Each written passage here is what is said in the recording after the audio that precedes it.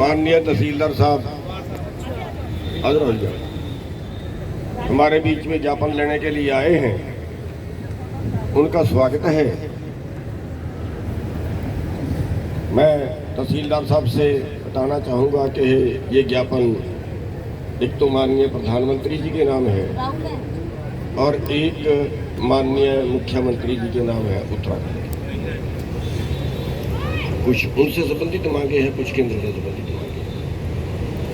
तो इसमें मैं बताना चाहूँगा कि नंबर 1 तो हमारा मुद्दा जो है वो ट्रेड डील का है, जो अमेरिका के साथ भारत समझौता कर रहा है और उसमें जो भारत बाहर से जो खाद्यान्न आएगा, कृषि उत्पाद आएगा, हम उनका मुकाबला किसी तरह नहीं कर सकते। वहाँ कई कई हज़ार एकड़ के मालिक हैं, वहाँ सब्सिडी बहुत ज़्यादा है और भारत उनका मुकाबला नहीं कर सकता। वो कह रहे हैं कि जितना मर्जी हम उत्पाद भारत में बेचें, भारत हमें रोक नहीं सकता, कोई टैक्स भी नहीं लगा सकता, तो भारत की खेती उससे तबाह होगी। और इसका जो है हम कड़ा विरोध करते हैं, हर हाल में आंदोलन लड़ा जाएगा, ये हमें किसी भी हालत में नहीं है।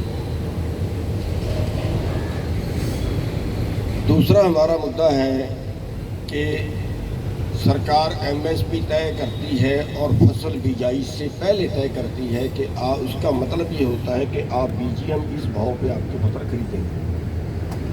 लेकिन उत्तर प्रदेश में, उत्तराखंड में तो बिल्कुल नहीं बिक्री, हरियाणा पंजाब में थोड़ी बहुत बिक भी जाती है, लेकिन यहाँ बिल्कुल नहीं बिक्री या बहुत नाम मात्र बिक्री है। और कई लाख करोड़ का नुकसान भारत के किसानों को उस न्यूनतम से भी कम मिल रहा है, वो नुकसान है।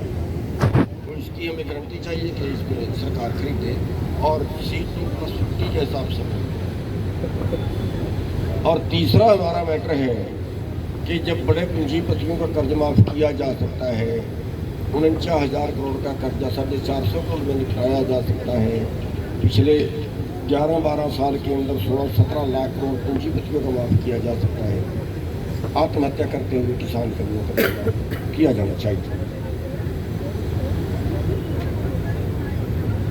और चौथी हमारी मांग है, जो भूमि अधिग्रहण है, इसके लिए जगह जगह आंदोलन करने पड़ते हैं। इसमें मार्केट रेट कुछ होता है और डीसी रेट कुछ मान के हमें उसमें जो है पूरी कीमत नहीं मिलती है।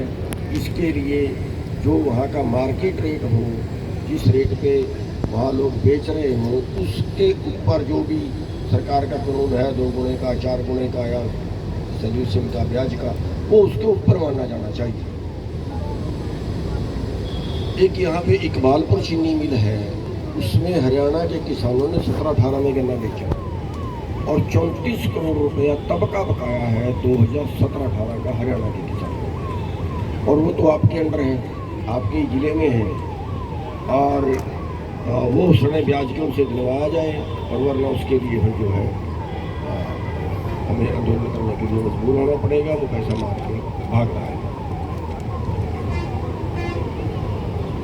एक ये जो खाद है, दवाई खाद है, डीजल है, एलपीजी है, उसकी बहुत शॉर्टेज चल रही है। और ख़ास तौर पे जो खाद है उसकी तो शॉर्टेज जानबूझकर की गई, कई सालों से जानबूझ के किसानों को परेशान किया जाता है। तो इन चीज़ों का जो है वो ब्लैक कर रहे हैं, खाद के साथ कुछ और लगा के दे रहे हैं। और इसी तरह डीजल और एलपीजी के गैस जिस तरह पड़े हैं, उस सब पे कंट्रोल किया जाए, उनको वापस लिया जाए।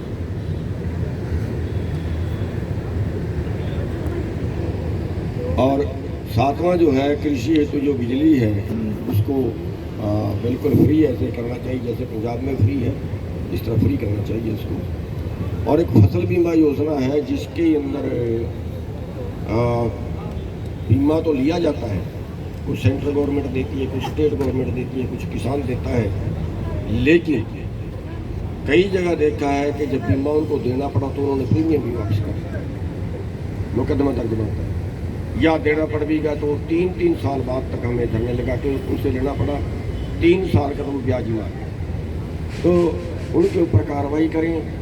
और उसमें हमारी मांग ये है कि सरकारी कंपनियों से बीमा कराया जाए तो ज़्यादा बेहतर है, ये समस्या उससे ख़त्म हो जाए। एक आवारा पशुओं की समस्या है, हमारे खेत उजाड़ते हैं, हम उनका कुछ नहीं कर सकते, उसके लिए सरकार गौशालाएँ खोलें, उनको फिर गौशाला में रखें। एक हमारा सबसे जो अहम मुद्दा है वो ये है कि कृषि बजट जो पहली पंचवर्षीय योजना में जितना बजट था, आज करीब उसका 10वां हिस्सा बजट बच गया।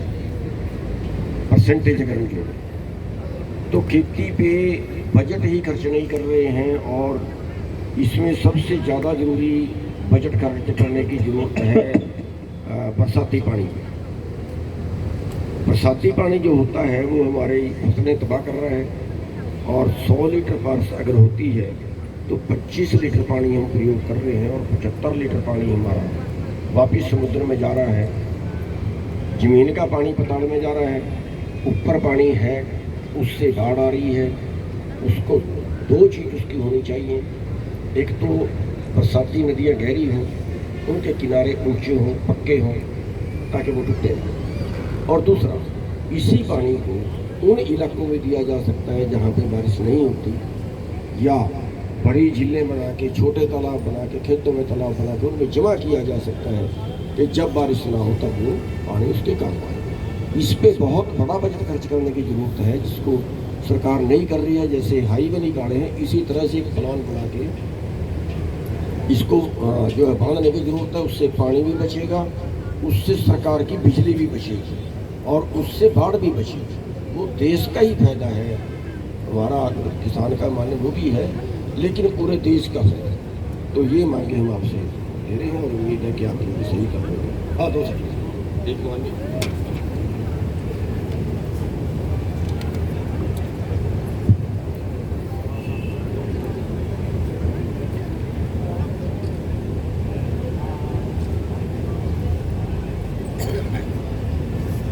हम बेनती करें कि आप